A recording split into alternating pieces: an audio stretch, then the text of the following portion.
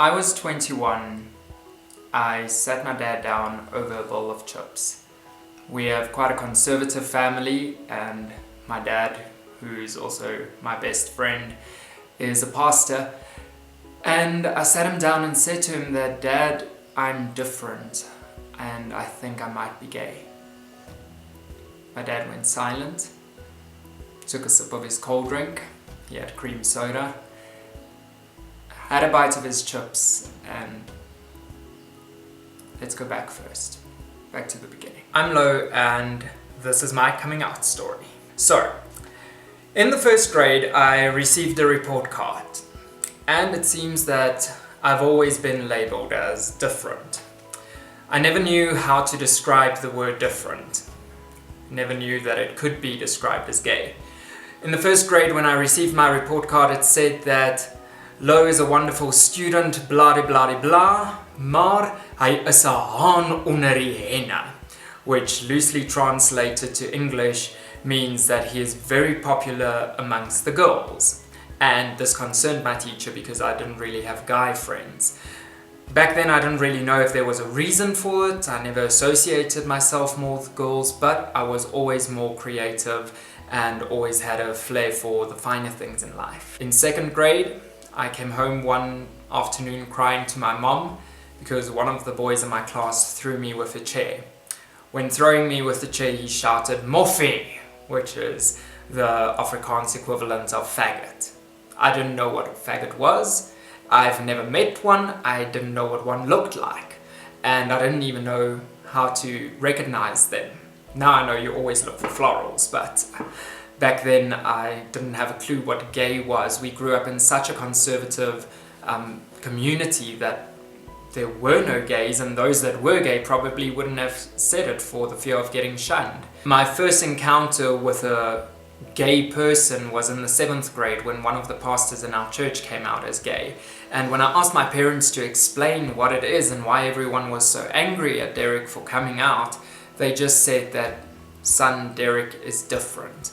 And again, different became a word to be feared. It became a word of the shunned. It became a word of someone who was outcast by the religious and outcast by those who are right, those who are holy, those who are pure, and those who strive to please God.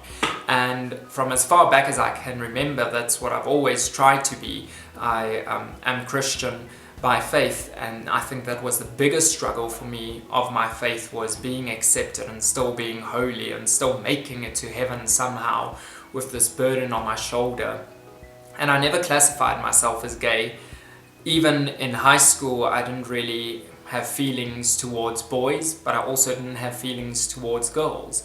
I just always had this feeling that I was different, that I wasn't accepted.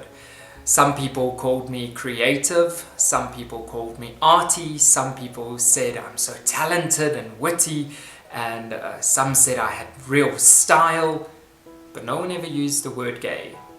It's as if they were afraid of the word. In my final year of high school, I dated a girl. That was the norm, it felt normal. She was actually really lovely, we had an awesome relationship. Back then I still did the silver ring thing, and so nothing ever went further than what it needed to go. And I really loved her. The year after school, we broke up, and in that time, I started questioning myself. I had a best friend who came out as gay, and that was also my very first gay experience. One night we went to the club and had a couple of drinks, and as we were walking to the car to go home, he kissed me. I kissed back, and then I broke contact. I didn't want to be gay, I didn't want to feel gay, I really didn't want to have gay friends. I was actually repulsed by the idea of being gay. And for a couple of months on end, I hid in my room. I cut off ties with everyone. And that's the biggest thing I don't think people understand, is no one wants to be gay. No one wants to go through being disowned or being chased from your own home. No one wants to have their parents angry at them. No one wants to let their parents down, especially not when you have had parents as great as mine. I have the best parents in the world. They're my best friends. And to announce to them that, Mom, Dad, I'm suddenly different and embracing this differentness, it's one of the hardest things you can do. And straight people don't get that. It's a choice. It's something you choose to do.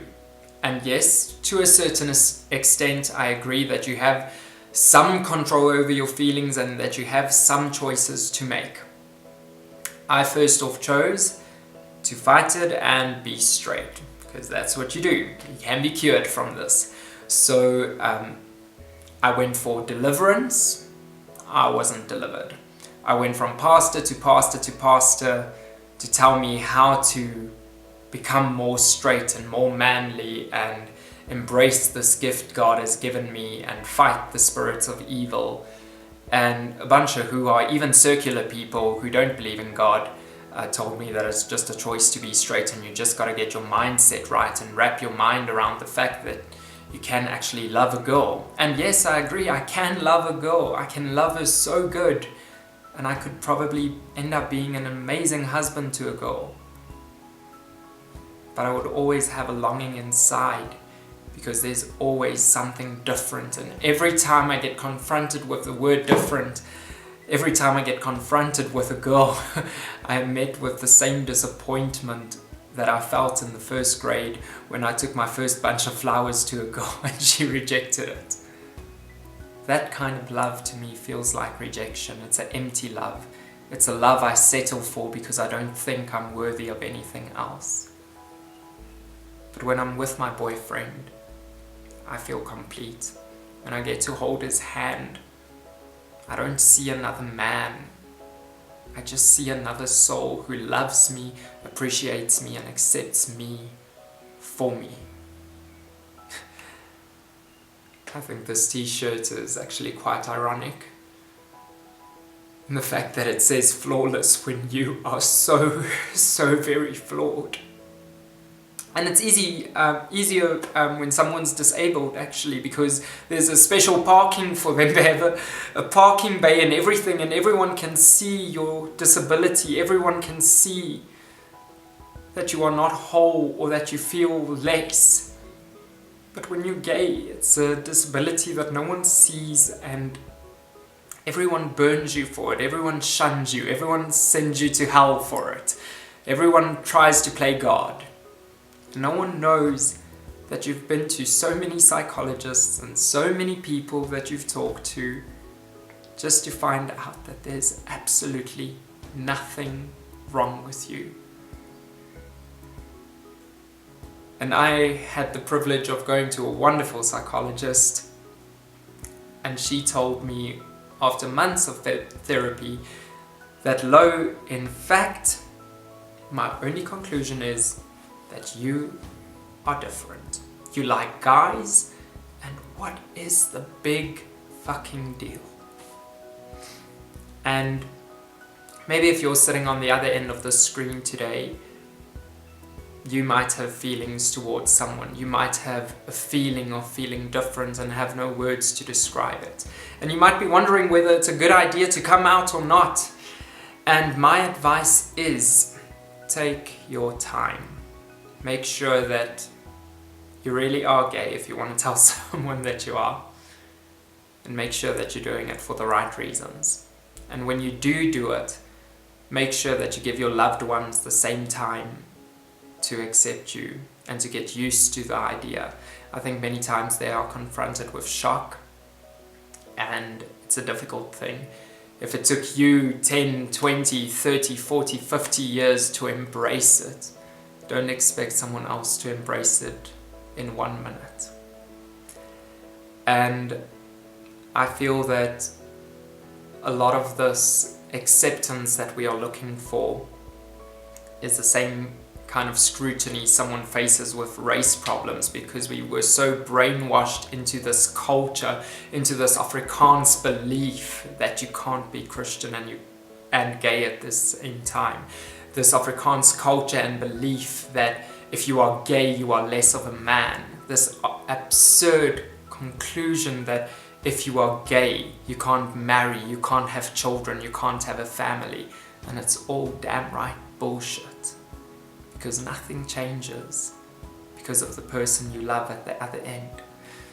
And if it is true that you are mind, body and spirit, and that your spirit lives on, what does it matter if this piece of meat goes away? Because at the end of the day, I would still want to hold Stefan's hand. I would still want to marry him. I would still want to chase him around and love him and give him hugs and kisses. He would still be the person I love, regardless of what the outside looks like. And then if being different means being gay, I embrace it. Because when I came out at 21, even though there were a lot of challenges, even though I wasn't invited to a lot of family events, and even though many people unfriend me on Facebook every time I post a picture of me and Stefan kissing or holding hands, even though we receive hate mail, even though someone will probably be as douchey enough to comment on this post saying that you're a faggot or a freak or whatever, because they don't understand or embrace your differentness, that is okay. Because when I finally told my dad at 21, he had his chips, he drank his cream soda, and he said that he doesn't agree with me, but he still loves me for who I am.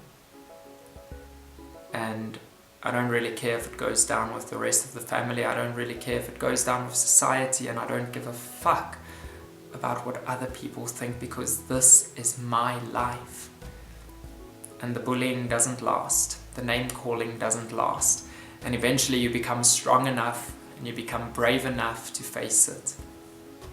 And once you face it, you embrace it. And for me, being different today means being creative. It means having flair, it means having a sense of humor, it means having an eye for the finer things in life. It means respecting a woman and opening the car door for my man.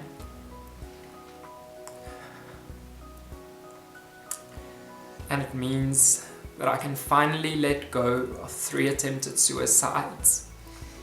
It means I can finally feel valuable enough in my own skin to embrace me, to accept me and to love me for who I am.